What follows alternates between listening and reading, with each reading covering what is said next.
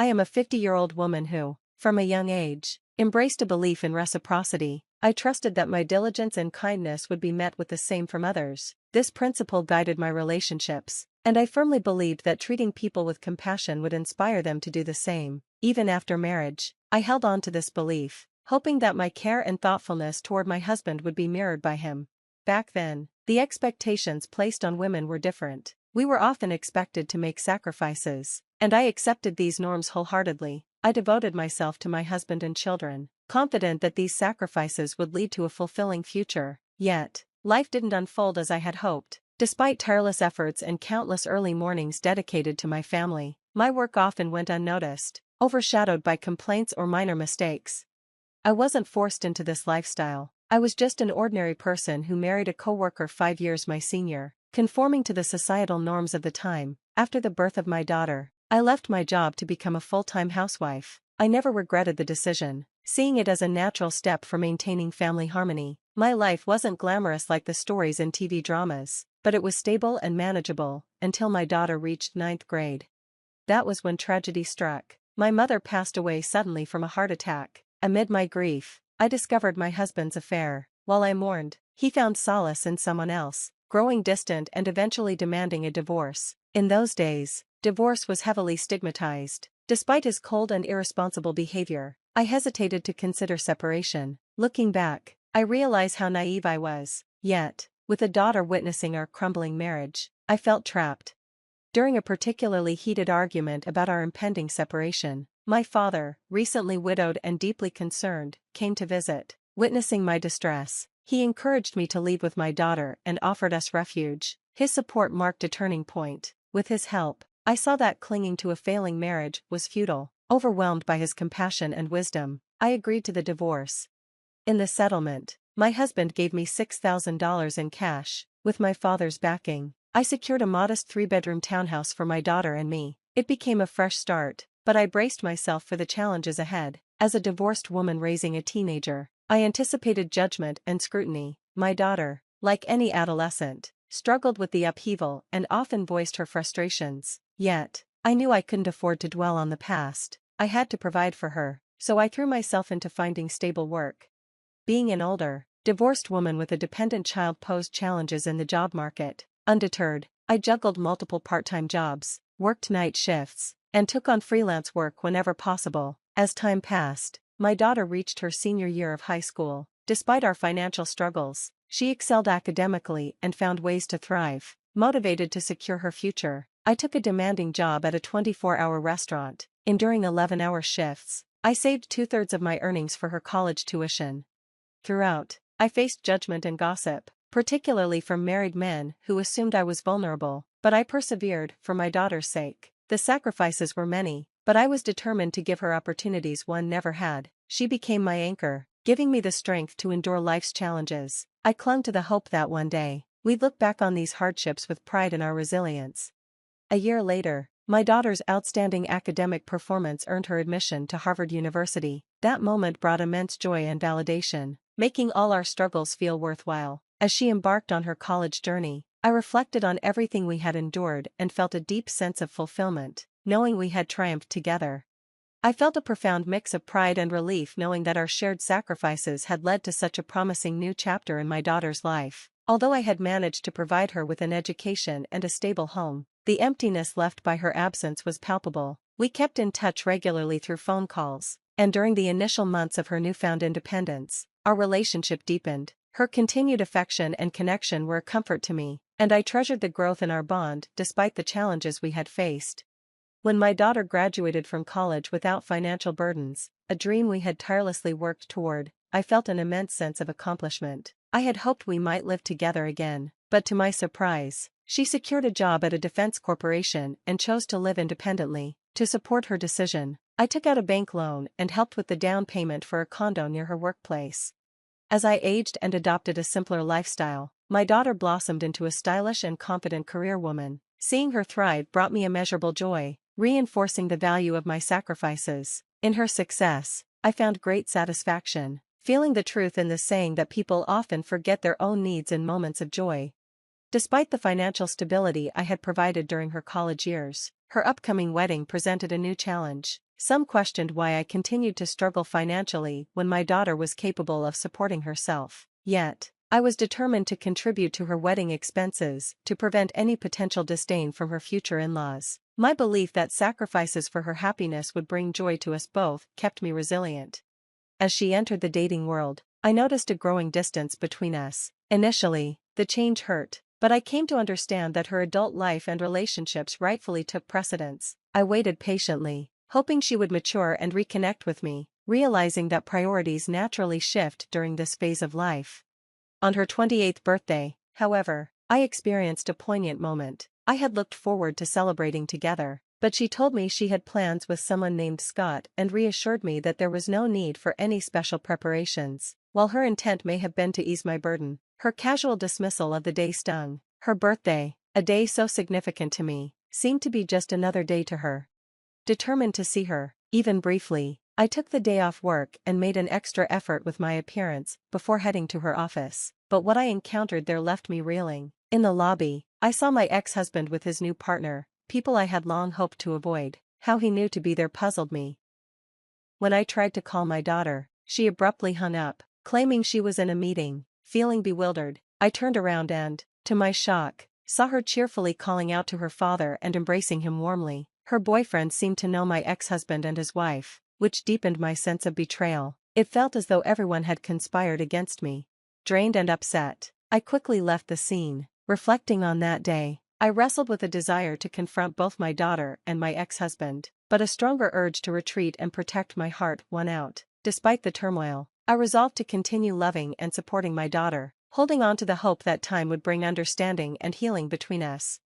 I found myself unable to reach out to her. Then, unexpectedly, my daughter came to visit, announcing her engagement and handing me a wedding invitation. As I read the invitation, my heart sank. The names printed on it stunned me. Though she was my daughter, I felt an intense urge to send her away. How could she treat me merely as a guest at her wedding?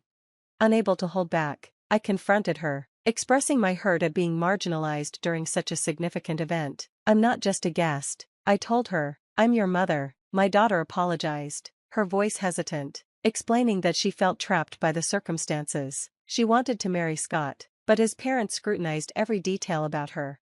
Her revelation left me grappling with a mix of emotions, hurt by her actions, but torn by the need to understand her position. During our conversation, she shared her fears. She worried that my status as a divorced single mother and the struggles we endured might negatively impact how Scott's family viewed her. Her confession stung deeply. I couldn't hide my frustration. I reminded her of the sacrifices I had made, the years of working tirelessly in a restaurant to fund her education, the hardships we had faced together. Her actions felt like a betrayal. Yet, despite my pain, I tried to bridge the gap between us, hoping to find common ground as she approached this life-changing decision. But then she said something that shocked me. She brushed aside our shared struggles, focusing instead on her future comfort. She revealed that her father and his new partner, the very woman who had caused the breakdown of our family, had already met her future in-laws. "The past doesn't matter," she said coldly, "only the present does." Her dismissive attitude hit me like a blow. For the first time, I harshly expressed my disappointment. In response, she retaliated with a bitterness I hadn't expected. "If you want to remove me from your life," she said, "then reimburse me for the costs of raising me."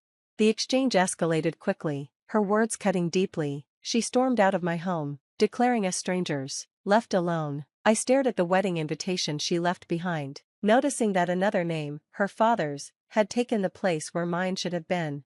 2 years later, I received devastating news. My father, who had chosen to live independently to avoid burdening me, had passed away. His death hit me hard, bringing with it a painful realization of my shortcomings as a daughter. A few months after his passing, I inherited the modest condo where he had lived. It became a poignant reminder of the family ties and challenges that had shaped my life.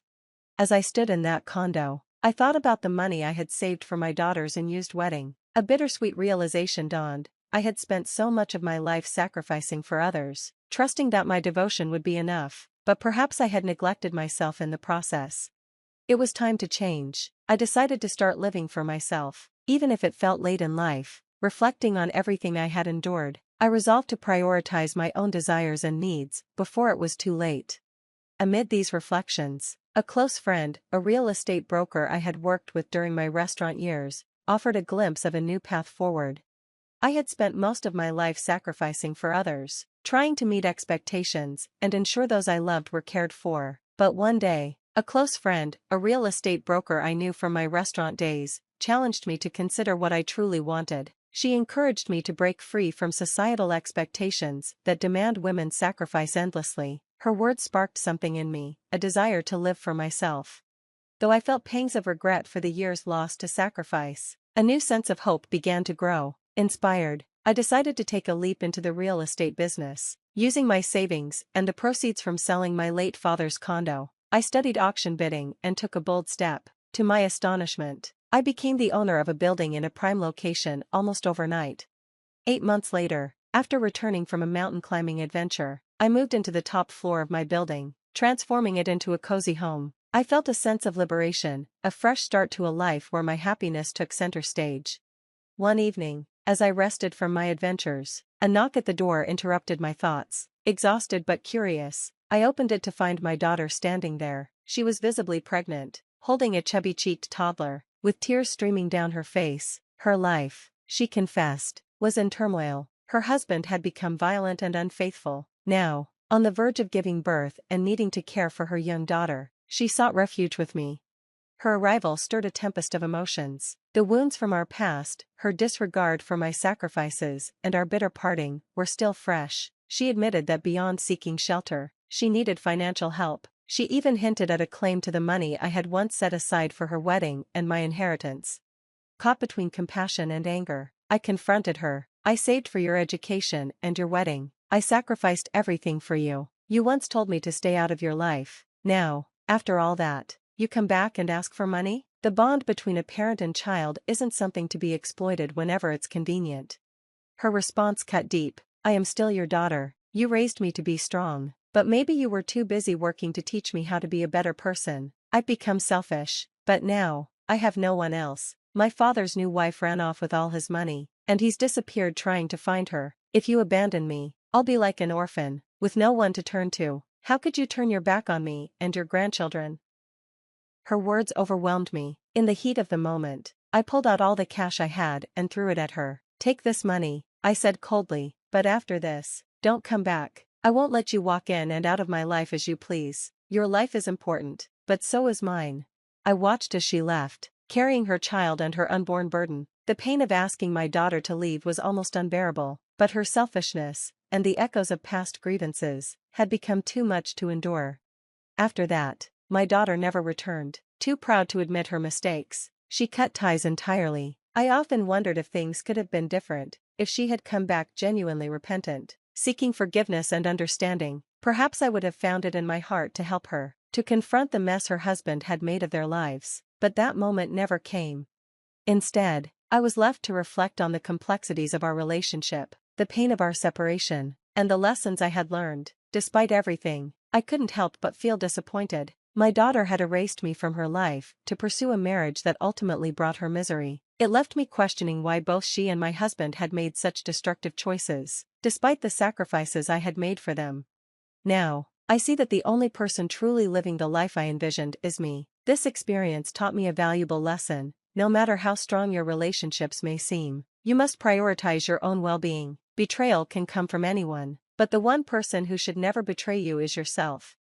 Happiness, I've learned, doesn't come from the sacrifices you make for others, but from the efforts you invest in fulfilling your own life. My story may seem like a tale of a life half-lived, but I'm determined to fill the rest of it with experiences and joys meant solely for me. Thank you for listening to my story. I hope it brings insight and encourages you to cherish your happiness and dreams. Let's cheer each other on toward a life fully lived.